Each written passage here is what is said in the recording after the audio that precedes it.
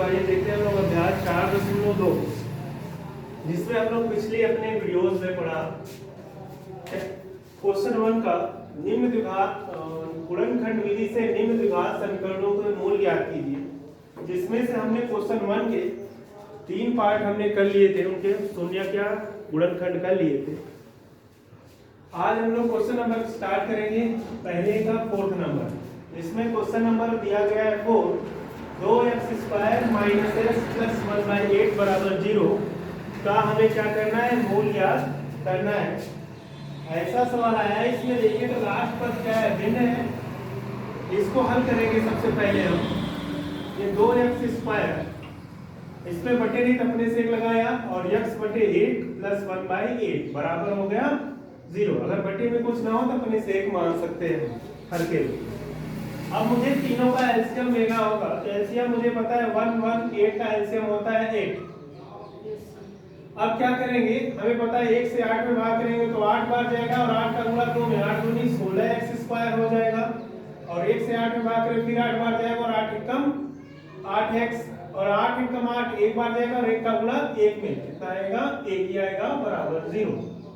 ये 16x² रहेगा minus 8x रहेगा प्लस 1 बराबर 8 को इधर भाग करना है, इधर में इधर गुणा करेगा और 8 का 0 में गुणा कर देते तो हमें पता है कि उसका वैल्यू 0 आता है, यानी ये वैल्यू हो जाएगा 0। अब जो द्विघात समीकरण मिला हमें इसका गुणनखंड करना है। हमें पता है x² के साथ इसमें संख्या दी है, तो हमने पिछली कक्षा में या वीडियोस में बताया था, अगर कभी x² के साथ संख्या दी पहले से लास्ट पर में गुणा कर लेना चाहिए।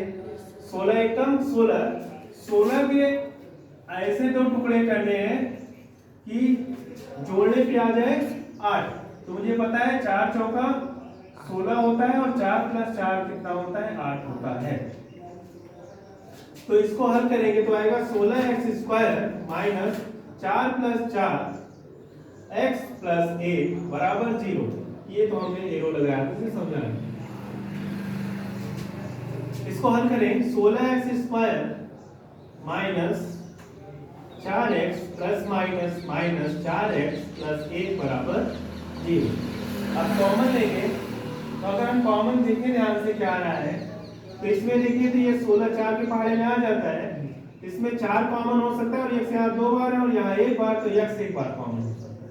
तो मैं कॉमन निकालूंगा 4x, इसमें से 4 निकाल लिया तो 4 चौका 16 यानी 4 बचेगा और x 2 बार था, 1 बार निकाल लिया तो 1 बार माइनस 4x का 4x में भाग करते तो हमें पता है 1 आता है। इन दोनों में ध्यान से देखिए 4x और 1 है, जिसमें हम कॉमन लेने की बात करें तो कॉमन कुछ नहीं होता, उस केस में हम कितना कॉमन लेते हैं, 1 कॉमन लेते हैं। इसमें से 1 कॉमन निकालेंगे तो 4x बचेगा और ये प्लस माइनस माइनस हो जाएगा और 1 करना 1, यानी कहें तो एक ब्रैकेट में 4x - 1 और सेम देखिए दूसरे ब्रैकेट में भी कितना आ रहा है, 4x - 1 ही आ रहा है। इस बार दोनों ही ब्रैकेट में क्या आ रहा है, 4x - 1। ये रफल का था समीकरण के शून्य के लिए, समीकरण के शून्य के लिए हमें शून्य निकालना है, तो ब्रैकेट को अलग अलग, ये दोनों 0 के बराबर है तो दोनों को अलग अलग 0 के बराबर करना होगा। इसमें लिखेंगे 4x - 1 बराबर 0, तो 4x बराबर 0 + 1 और 4x बराबर हो जाएगा 1, x बराबर हो जाएगा 1/4। ये पहला x का मान। उसी तरह दूसरा केस यदि देखें तो ब्रैकेट में दूसरा वाला वैल्यू भी सेम ही है, तो उसमें लिखेंगे 4x - 1 बराबर 0, 4x बराबर 0 माइनस इधर जाके प्लस 1 और 4x बराबर 1 या कहें तो x बराबर 1/4। अतः कह सकते हैं, अतः बहुपद के समीकरण के शून्य हमारे जो मूल है वो कौन कौन से हैं, 1/4 कॉमा दूसरा भी कितना आया है, यानी इस बार दिए गए समीकरण के दोनों मूल क्या है, समान हैं।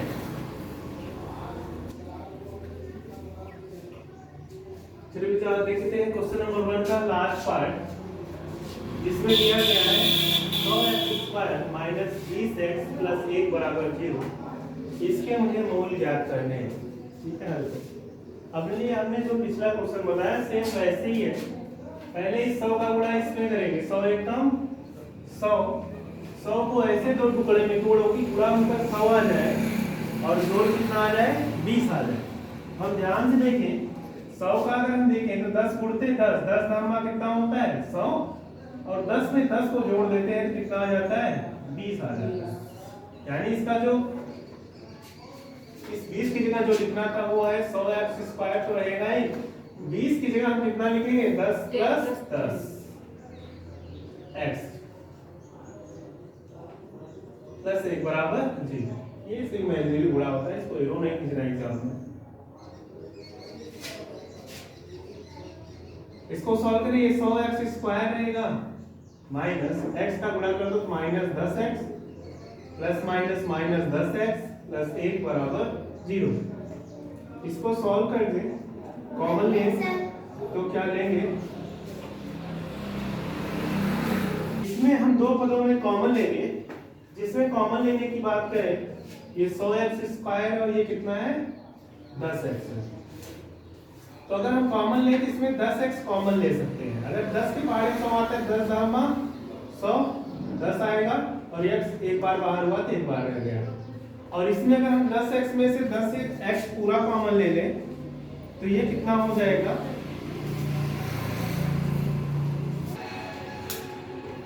हमने 10x इसमें कॉमन लिया। अगर मैं 10x में 10x से ही भाग कर दूं तो पूरा कितना हो जाएगा 1 हो जाएगा।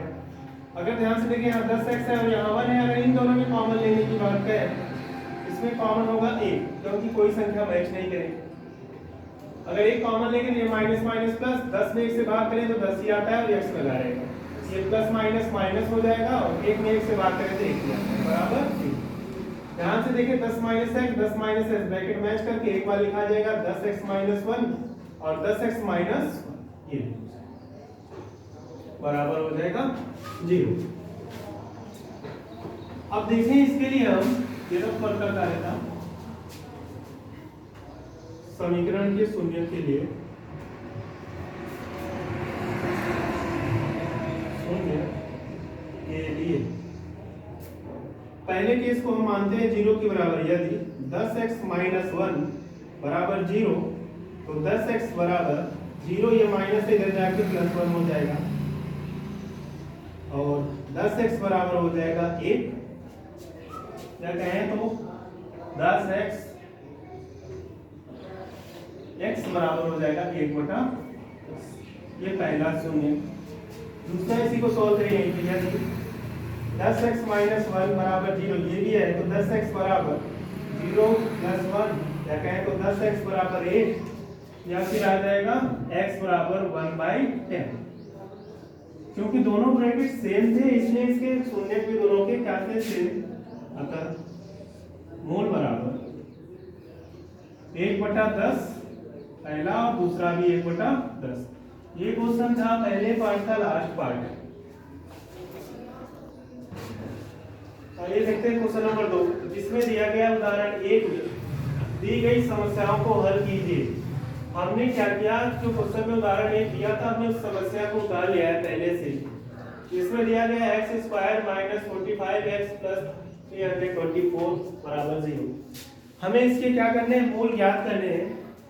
अगर मूल ज्ञात करना है, मुझे पता है 324 कोई बड़ी संख्या है, इसको ऐसे टुकड़े में तोड़ना है, दोनों को जोड़ने में 45 आ जाए। तो इसके लिए हम क्या करते हैं, पहले 324 का गुणनखंड करते हैं। 324 का गुणनखंड करेंगे तो 2 से कट जाएगा, 2 × 2 और ये 2 × 12 और 2 दूनी 4, 2 × 8 16 और 2 × 2, 3 दूनी 6 और 3 × 7 21, 3 × 9 27, 3 × 3 9 और 3 × 3। हमें पता है कि ये जितने गुणनखंड दिए गए इन्हीं गुणनखंडों से मुझे क्या बनाना होगा, फैक्टर बनाना होगा, जिससे जोड़ने कितना आ जाए 45 आ जाए। अगर हम ध्यान से देखें तो 2 दूनी 4, 4 से आई 12 और ये कितना 3 × 3 9, 9 × 3 27, 27 और प्लस 12 क्या बन पाएगा 7 2 9 और ये कितना हो जाएगा 1, ये नहीं बन पाएगा। दूसरा पैटर्न चॉइस करते हैं इसका।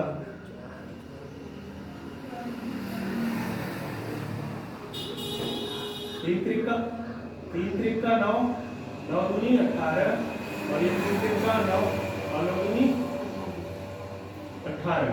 इसका भी नहीं बनेगा क्योंकि 18 18 कितना हो जाएगा 36 हो जाएगा।